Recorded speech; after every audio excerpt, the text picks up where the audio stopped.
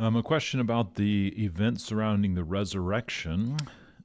We were curious what else we know about the bodies raised when Jesus died in Matthew 27:52. So Matthew is in fact the only one who references this event about the tombs being opened up and many people being raised from the dead.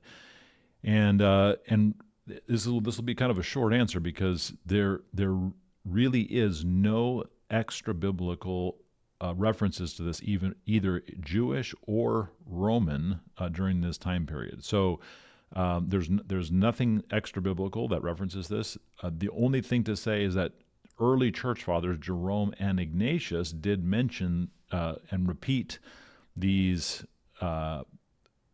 reference this text and treat it as historical. So presumably they have a closer reach to the events than we did. But that's really the only evidence. And so some scholars, of course, liberal, would begin to question this, saying, okay, there's no extra biblical references to these things. But that's just a classic liberal approach, that unless it can be established from extra biblical sources, we will assume and take a skeptical posture that these things are not true.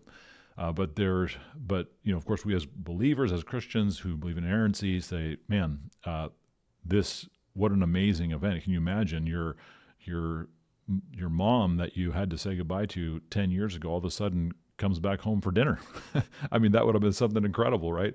Not a lot of people in history have had two funerals, two times when they've had to been put to rest. But apparently there were several people who had this experience, and the whole point of it was to authenticate the resurrection. I think these sorts of things are the very reason why this relatively obscure person, Jesus, who grew up in Nazareth, who didn't have a political backing in any way, had no political army, had no money, made no buildings, had a short ministry of 3 years, died a criminal's death. How does that person change the course of world history? I mean, Jesus Christ is the most famous person on the internet today. I mean, just statistically, how is that possible? And the only answer to how such a strong interest in the person of Jesus Christ, how did that spread like such wildfire, especially given the persecution that existed around that period of history, persecution to the Christians? How did that happen? It must have been that people had real experiences where they were like, I know this is true. It has to be true. Because why? Well, my grandma rose from the dead, right? I mean, something like that.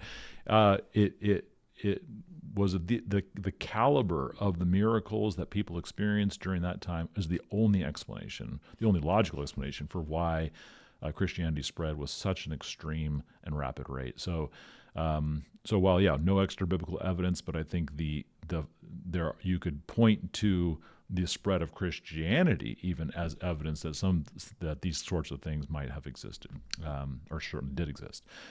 So great question though.